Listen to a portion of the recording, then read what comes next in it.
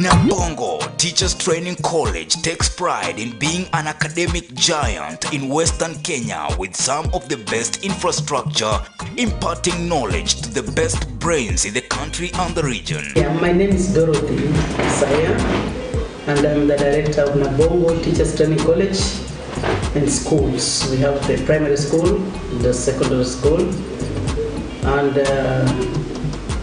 this college. Our members of faculty are keen to deliver market-driven academic programs in diploma, certificate and short courses. The college management is now inviting applications from interested and suitable students for diploma in primary teacher education, DPTE for 3 years. Upgrade from P1 to diploma primary teacher education for 9 months.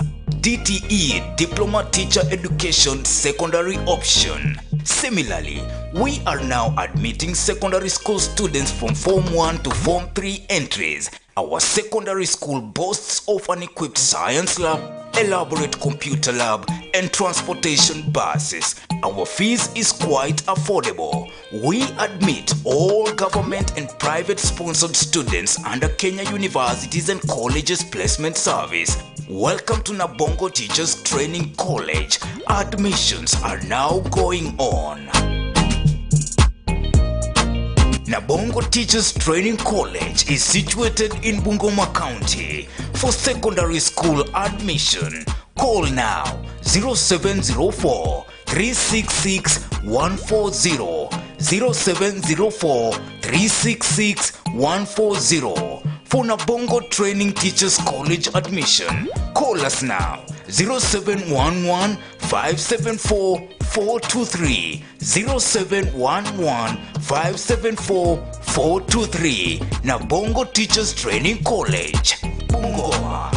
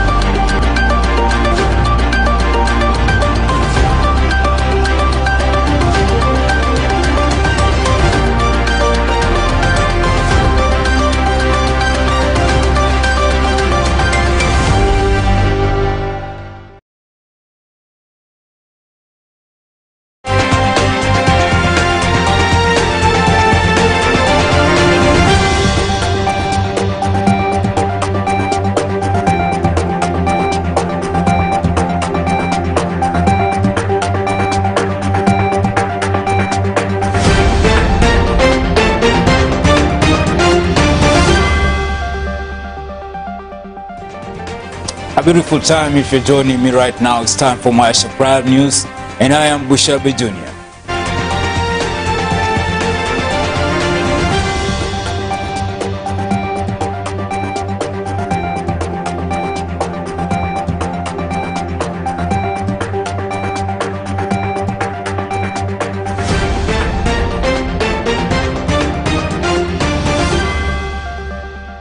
Karibu sana. We roll out our bulletin this night with the political story that is making headlines today. TRT Member of Parliament William Kamket says KANU's preferred candidate for the One Kenya Alliance is Gideon Moi. Kamket says that what remains of KANU is to convince other OKA principals that Moi would be the most likely candidate to win the presidential race during the 2022 polls. Elsewhere, Isiolo Women Representative Rehema Dida Jaldesa has warned members of pastoralist communities against allowing politicians to divide them. Philip Simiyu has the full details. Political formation has continued to take shape ahead of what promises to be the most competitive presidential election in the country, as every politician visioning for the office championing to win the polls. Tuhakikishe Steven Kalonzo Musyoka kwa sababu kama sisi jamii tunapaswa hata sisi kuchukua hii kiti ya president. Yet Member of Parliament William Kamket now says KANU Party leader Gideon Moi is the most preferred One Kenya Alliance flag bearer in the coming polls. Salasini tukutane Bomas. Tunaenda kutangaza presidential candidate ya KANU. So sisi tuko imara katika chama cha KANU. Na niko na imani kwamba Mheshimiwa Gideon Moi ndio atakuwa candidate ya One Kenya Alliance. Speaking during the official admission of students at Kenya Medical Training College Chemlinkot in Tiati, Kamket said that KANU Party is still popular and strong, and they are planning to ask ODM leader Raila Odinga to support the candidate. Baada ya hiyo sasa tunakuja kuongelesha mzee baba. Baba si utuachie tu wewe sasa. On other hand, Isiolo women representative Rehema Dida has called the pastoral communities against allowing politicians to divide them through the formation of political parties. Sisi tuko kwa mimi na wewe tuko kwa ile mrengo ya chama ambaye inakubali kila mtu. Si mambo ya ukabila, si wewe ni mtu ya kawaida ambaye unauza soko, unauza miraa, unauza maziwa. Sisi hatutaki kusikia mambo inaitwa upuzi upya, hatutaki kusikia. For Prime News, Maisha Television, I'm Philip Simi. On to Kakamega, where the county governor Wycliffe Oparanyas called for the establishment of dispute resolution committees to help solve land disputes in the region. Oparanya has in the interim warned locals against taking the law into their hands and instead seek legal redress to all land disputes. Speaking when he visited some 92 people whose houses were touched in land disputes in Mutonyi village, Governor Oparanya said land disputes should not divide Kenyans. Following the arson, one person was killed by angry locals who demanded an immediate solution to the dispute. Oparanya says his government will champion for the establishment of public barazas to address land disputes. Tuna wasee wako hapa. Tuna serikali iko hapa. Watu mnaketi chini na mnaamua vile kuishi. Hatutaki serikali iwe kila mahali. Nyinyi mna uhuru wa kukaa nyinyi wenyewe na muamue vile mnataka muishi. Kama mna msoso ndio serikali inaingilia. Oparanya called on both the national and county government administrators to intervene and make sure that all children who dropped out of school after being rendered homeless resume learning. Lakini mimi nilikuja kwa nia mzuri kuwasaidia wale watoto. Nataka hao watoto ambao wamekimbia kama hawajarudi warudi shule. Wakuje waendelee na masomo yao. Na wale wako wazee waongee nao kwa sababu masomo ndio maisha yao. Kama wasomi kwa sababu ya msoso ya sisi, hiyo itakuwa na tabu kubwa. Maisha Prime News, Maisha Television, I'm Anthony Osundwa. Now, Chamasiri Technical and Vocational College, Chamasiri TVC, is a public training and vocational college located in Busia County, Kenya. The institution was founded recently and admitted the first group of students in 2019. Here is the full story for the institution. Chamasiri Technical and Vocational College, Chamasiri TVC, is a public training and vocational college located in Busia County. The institution was found recently and has admitted the first group of students in 2019. Yes, I'm called Joseph Ofumogot, the principal of Chamasiri TVC. Chamasiri TVC is located in Teso North, Busia County. we started our existence in 2019 September. So right now we are 2 years down the line. As narrated by the principal of Chemasiri TVC, Mr. Joseph Okumu Ogut, said the institution is in good condition and offers over 30 courses, including building and civil engineering department, business department, and agricultural department. We have mounted 30 courses. These courses are being examined by NITA, that is National Industrial Training Authority. We have those that are being examined by Kenya National Examination Council, and that some are also being examined by KASNEP. They cover courses like building and civil engineering, electrical engineering, agricultural, general agriculture, ICT. The institution boasts of 35 professional trainers who carry out the daily school programs training. Chamasiri, we have 34 trainers in total and 15 support staff who are helping the trainers in one way or the other. To apply for a course at Chemasiri TVC, there are certain minimum requirements to be met. First, you have to score C- in KCSE for diploma courses. You may also use craft certificate to join a diploma course at Chemasiri TVC. Certificate courses require a minimum of D in KCSE. Fees for Chemasiri TVC varies according to course. So our students, we encourage them to apply for help so that they can get bursaries and also get loan from HELB, that is Higher Education Loans Board.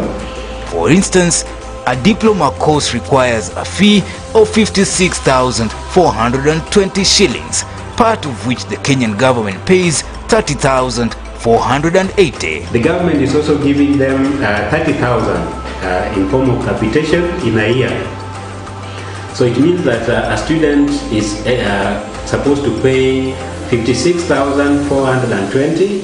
Out of that, the government will pay for the student 30,000, and the remaining 26,000 the student can apply for help and get assistance when they are not in a position to pay that. Students at Chemasiri TVC also qualify for HELB loans of up to 26,000. So learning in technical has actually become very cheap and very affordable, and sometimes it is nil.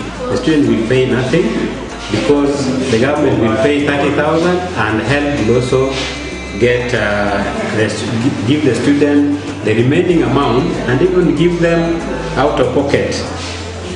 Now, the courses we are offering will enable the students to get self-employed because they will be relying on the skills they have got from the college.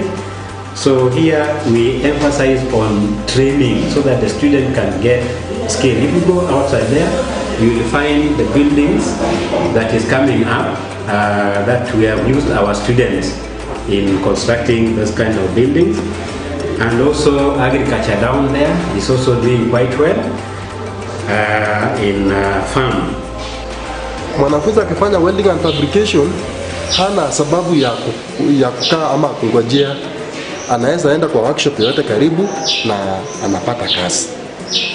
Anaweza pata kipato pale na pia yeye anajitegemea. Na baadaye anakuwa ni mtu wa maana. So Chamasiri Technical and Vocational College aswa tangu ingie hapa na tangu ianze kupeana hii course ya welding and fabrication, actually nimeona kuna mabadiliko kubwa. My name is Martha Akeli. I'm the head of agriculture department at Chamasiri TVC. So at Chamasiri TVC we offer agriculture at 3 different levels. We have the highest level, which is diploma in general agriculture, where we accept students with a mean grade of C- and a half. Then the second level is certificate or craft in general agriculture, where we accept students with a D plain and a D plus, or any student who has passed artisan in general agriculture. Then the lowest level we have students whom we admit at artisan in general agriculture, and here we accept any student with KCPE certificate, E or grade D- at KCSE. So I would like to urge all students in this region to come and pursue agriculture at Chamasiri TVC. We don't do agriculture only at the class, but we also do several practicals in agriculture, where we do practicals in animal production. We have different species of animals which we rear at Chamasiri TVC. And also in our farm, we have a vast farm where we plant different crops like maize, we have fruit trees. And for the community around, for the students, the youth that who are outside there, we encourage them to come and help us to skill the nation. Because if we don't skill this nation, then we are going to have a very big youth who are helpless in the society. That is where we are running away from. So please help us to skill the nation, help us to bring this our youth who are there to get the skill and the relevant training in various areas of our economy. Maisha TV, Maisha Prime, Ambusha Biju.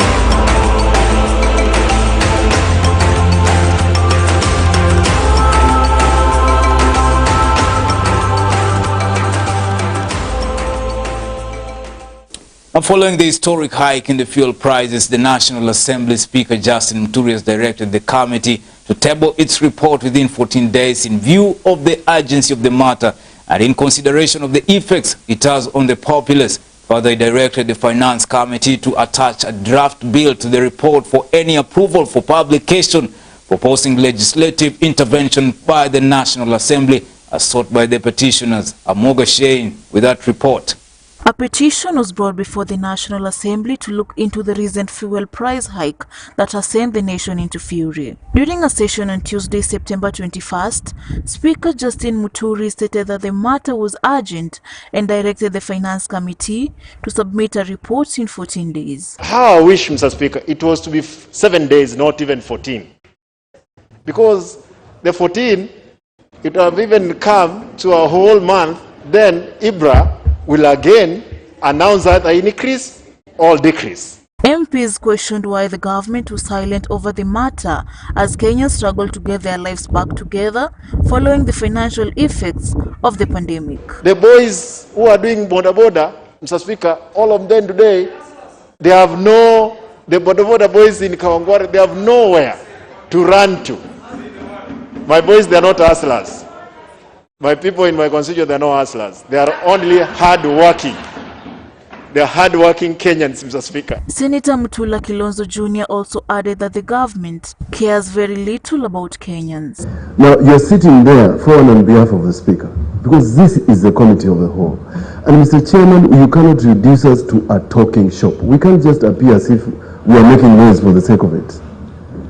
Now, if the government, through its cabinet secretaries, can show contempt for this committee of the whole, it just demonstrates that this government, just like we have said before, cares very little about Kenyans. Maybe because it's at the tail end of their term, they actually don't care. It cannot be, Chairman, that somebody seated in an office. The lawmakers challenged the Finance Committee to expedite their report in order for the House to deliberate and resolve the fuel crisis now and in future. I want to remind you. You are going to finish. A point of information. I'm informed that they were duly informed. Oh, very good. I'm pleased. So there's no excuses. I was trying to find out from them because I was wondering, can I sort of elect them in one way or another? But now they have no defense. On the issue of Thursday, I want to remind you that the Thursday, I believe, there's a similar committee of the whole House. Rarieda Member of Parliament Utiende Amolo castigated the Energy and Petroleum Regulatory Authority, April, for turning against the Mwananchi.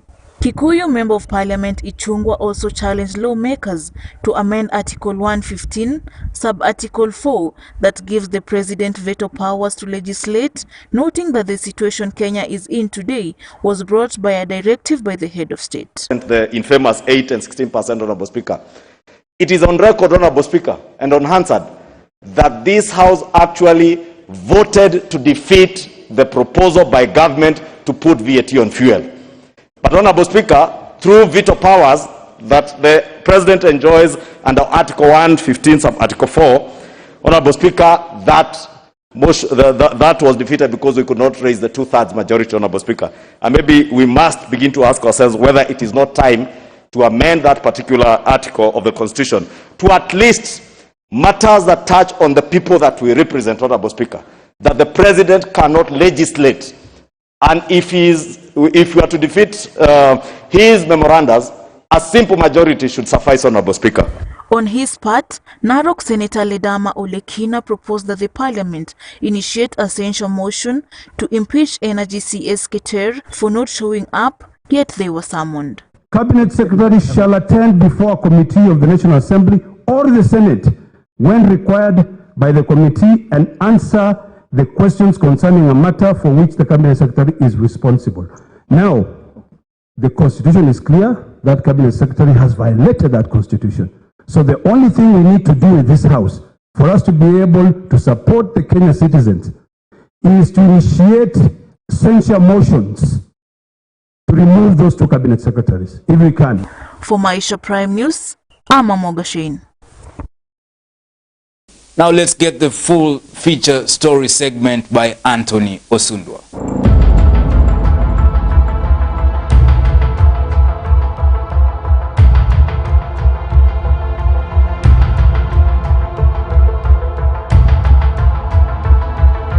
The negative impacts of COVID-19 have escalated countrywide, especially on the business sector, following the tough measures such as curfews, lockdowns, masking among others imposed by the Minister of Health to curb its spread. Repeat with an appeal to the public and leaders to continue to observe the measures that have been advocated as critical COVID-19 prevention measures. We met Joseph Odhiambo Otieno, a paint seller in Bungoma town along Bungoma Mumias Road.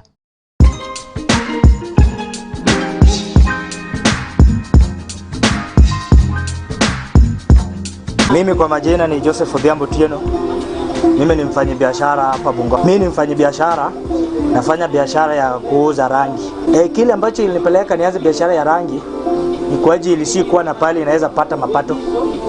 Na kimaisha mpaka kuwe na mahali ambayo unapata mapato ya kusukuma maisha yako mbele. Hasa ilibidi nianze biashara ili nipate vile naalisha familia na shughuli yangu ya hapa na pale pia niyatimize. According to Otieno, COVID-19 restrictions such as social distancing and masking have changed his way of operation, as some of the customers can't communicate at a distance of 1 meter, forcing him to use sign language in conversations, which he is not good at. Hii social distance pia imeniumiza sana, sababu saa nyingine mteja ni mtu ambaye ana ulegevu ya mwili ya kuongea, takana songe karibu ndio uelewane na yeye, kina kisonga mbali ampatani vizuri sana. Hasa kwa ajili ya hayo pia imenidhuru. Saa nyingine inabidi nitumie sign language, sababu hata kama sielewi vizuri inabidi nijikaze nitumie sign language ili nipate kuelewana na wao, sababu na wateja. Siko sawa vizuri sana, ninajaribu kwa sababu ni hali ya biashara. Siwezi wacha mteja aende. Otieno says life has not been easy in his businesses, as he is forced to close the operation at 10 p.m. because of the curfew, which is the time the business is at its peak. Tangu corona ianze mwezi wa 3 tumekuwa na changamoto mingi. Kazi imekuwa ngumu kidogo, biashara imerudi chini. Hata wateja wanalia pesa kwamba vitu zimepanda juu sana. Ila hali hakuna vile tunaweza tukapata kusaidiwa, sababu hali ya uchumi inazidi kupanda tu juu. Vitu zinapanda, hata wateja wanapokoja wanalia bei imekuwa juu sana. Lakini sasa hakuna vile tunaweza fanya. Inafanya sasa wateja wanatoroka. Hatuuzi vile nitakana tuuze. Saa nyingine naenda hata inapita nitakana niuze mpaka ipite hiyo saa ya curfew kwa ajili ya biashara zingine, lakini curfew hiyo inafanya nifunge mapema. Imefanya hata hatuna freedom, sababu tukienda katika hata matanga watu wetu wamefiwa, hatuna freedom ya kukaa pamoja kulia mtu wetu ambaye amefiwa. Tunaumia kabisa. Tunaomba serikali kama iko njia na mbinu ambayo wanaweza wakatusaidia nayo, hata kama hiyo ugonjwa iko, na watu wasiumie sana, ili watupee mawaidha na akili mzuri, wasitukazie sana, sababu corona pia imefanya wameleta mambo ya curfew ambayo ikifika saa 4 hakuna biashara ama kazi unaweza fanya, unafukuzwa mbio na polisi, unaenda nyumbani. Unaposhikwa pia unapelekwa ndani, unatoa pia fine ya pesa. Tunaomba serikali kama wanaweza kuangalia mahali hapo. Mimi naomba serikali ili wakapate kuturudishia ushuru chini, na wasitukazie sana maisha kwa ajili ya corona, na curfew hii wapunguze pia. Mimi kama juzi last year nilienda kukata license, nilipata kama ushuru imepanda sana. Bei ambayo nilitumia last time sio nilitumia hii time, imepanda na iko juu sana. Sasa tunaomba serikali ushuru warudishe chini. Njia ambayo nafikiria serikali inaweza tusaidia ili turudi katika hali yetu ya biashara vile ilivyokuwa hapo nyuma, ni kwamba hii jambo la curfew inatakana isogeshwe, isiwekwe karibu vile imewekwa karibu sana saa 4. Jambo la pili, tunaomba ushuru pia waangalie, wasitukazie ushuru sana. Mimi sioni ikisaidia hii curfew ya saa 4. Sababu gani? Unapata saa nyingine wameweka curfew ya saa 4, lakini kuna baadhi ya sehemu fulani unapata watu bado wanapatikana tu nje. Sasa kwa upande mwingine inasaidia wengine na wengine haisaidii. Tieno also goes on to urge his business partners to be patient as this situation will not last forever. Shauri ambayo naweza peana kwa wana biashara wenzangu ni kwamba itabidi tujikaze tu na tujitie tu moyo, hata kama hali iko ngumu namna hii, sababu ni kitu ambayo imetoka kwa serikali kuu na ni hali yetu ya maisha, mpaka tufanye kazi ndio tukao kule. Sasa naomba tu wafanyabiashara wenzangu tufanye tu bidii, hata kama iko ngumu. Mwenyezi Mungu anajua vile amepangia watu wake.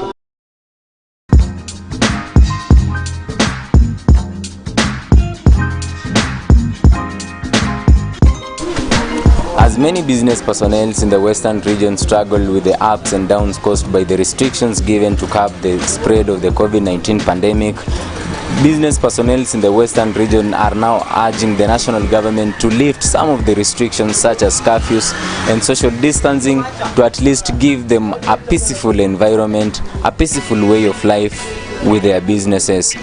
Maisha Prime News, Maisha Television, I'm Anthony Osundwa.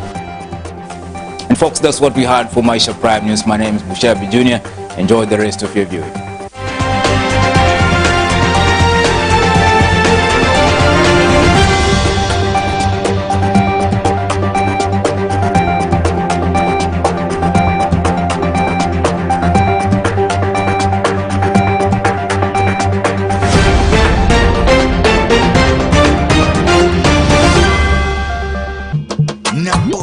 Teachers Training College takes pride in being an academic giant in Western Kenya with some of the best infrastructure, imparting knowledge to the best brains in the country and the region. Yeah, my name is Dorothy Saya, and I'm the director of Nabongo Teachers Training College and schools. We have the primary school, the secondary school, and